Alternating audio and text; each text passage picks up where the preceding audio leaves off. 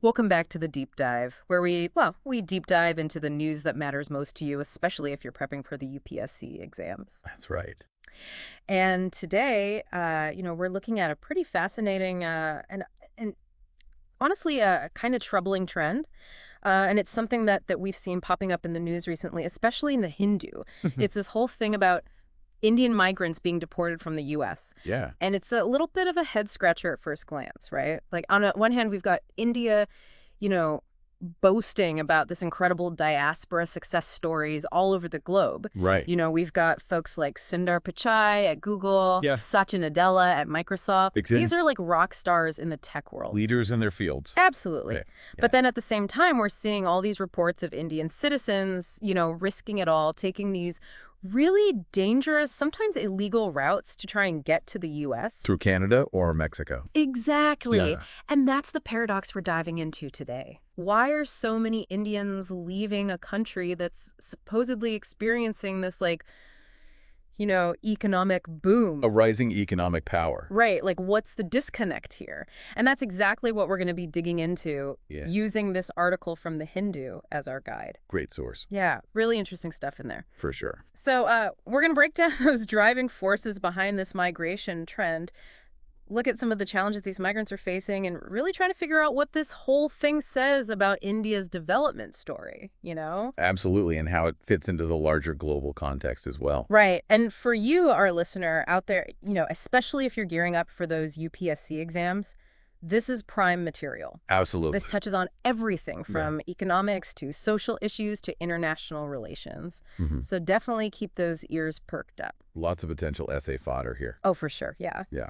So let's kick things off with that central paradox. Wow. I mean, we just laid it out, right? India's got the highest number of immigrants worldwide. Yeah. It's a fact. And like we said, the Indian diaspora is crushing it on the global stage. Contributing in so many fields. Absolutely. Yeah. But then you see these images, people risking their lives, crossing borders in dangerous conditions just for a chance at a different life. And that's where that disconnect comes in that we were talking about. Right. Between the image that India is projecting, this economic powerhouse, and the lived reality for so many people who feel like they have no choice but to leave. It's like those stories you read in the Hindu, about people crossing through freezing terrain or going into debt to pay smugglers. It's desperation. Yeah, it really makes you think. It does. Like, what's missing in the picture we're getting of India's success story? Yeah, and that's where I think we need to start looking at the economic side of things. Okay, so let's talk economics. So we all hear about India's impressive GDP growth, right? Yeah. The expanding middle class. Booming tech sector. All the startups, the unicorns, all that. Yeah, it's definitely a narrative we hear a lot. But what the Hindu article is saying is that this growth hasn't really trickled down to everyone. You're right. And that's a key point for our listeners to remember. Yeah. It's not just about the overall economic numbers. It's about who's actually benefiting from that growth. It's like the rising tide that doesn't lift all boats. Exactly. And one of the big issues highlighted in the article is jobs. Yeah, job creation hasn't kept up with the number of young people entering the workforce. And it's not just the quantity of jobs either. It's the quality of jobs. Like, are these jobs that can actually support a family? Provide a decent standard of living. Exactly. Right. And the article makes this point about states like Gujarat and Punjab, places that are considered to be economically successful, Right. but they still have high rates of illegal migration. Yeah, which kind of challenges the assumption that migration is only happening from the poorest states.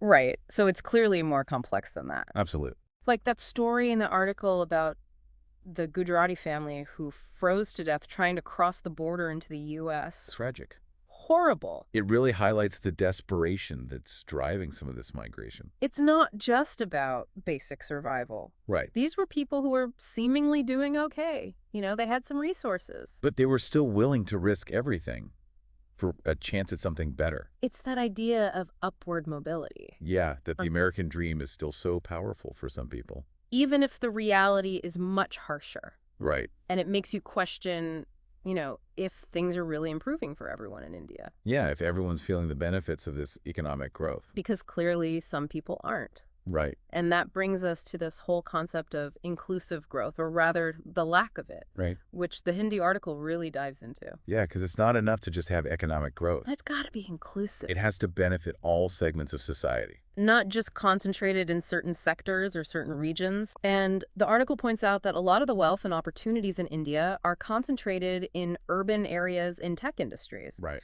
while rural areas and traditional industries are being left behind. And that's a big problem for a country like India, where agriculture still employs so many people.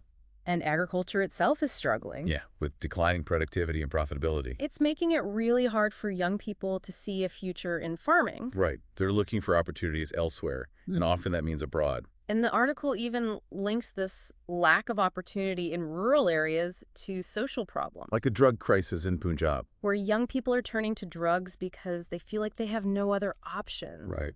It's really heartbreaking. It is. And it shows how interconnected these issues are. Absolutely. So we've got this complex web of factors driving people to migrate. Right. Lack of quality jobs. Desire for better living standards. Obstacles for entrepreneurs. Yeah, Failure of inclusive growth. it's all pushing people away from India. And drawing them towards places like the U.S. But as the Hindu article points out, the reality for many migrants in the U.S. is very different from the dream. Yeah, especially for those who are undocumented. They're often stuck in low-paying jobs, Living in fear of deportation. facing exploitation. It's that endless struggle for survival that the article talks about. And these recent deportations have really brought those realities to light. Yeah, they've shown the human cost of this migration phenomenon.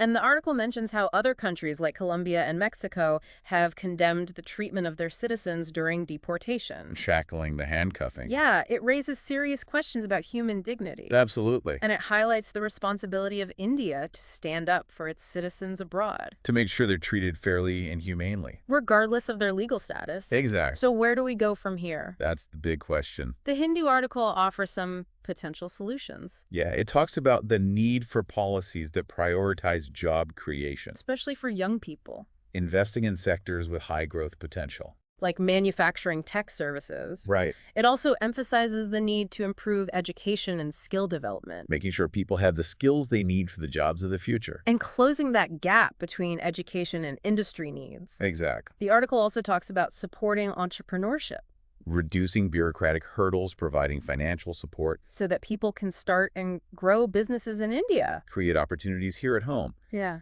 And ultimately, the article argues that the true measure of India's progress shouldn't just be economic growth. Right. It should be the well-being of its people, Their ability to find meaningful work, to live with dignity and security. to have a future here in India. Yeah. So to sum it all up, We've got this paradox of Indian migration. on one hand, success stories on the global stage. On the other hand, people risking everything to leave. And the article from the Hindu really digs into the reasons behind this. The lack of inclusive growth, the limited job opportunities, the desire for a better life, And it highlights the challenges faced by migrants. and the need for India to create a future where leaving is a choice. Not a necessity. Yeah, And for you, our listener, especially those prepping for the UPSC exams, this is all super relevant. absolutely. It touches on so many important topics. Economic development, Social issues, international relations, migration patterns. it's all connected. So make sure you really dig into this topic. Read that Hindu article Think critically about the issues, and connect it to your broader understanding of India's development. because that's what's going to help you ace those exams. For sure. And if you have any questions or want to explore other related topics, Leave us a comment. yeah, we love hearing from you. Subscribe to the channel Hit that like button. and keep those brains buzzing. All right, that's it for our deep dive today. Thanks for joining us. Ish time, bye. Bye.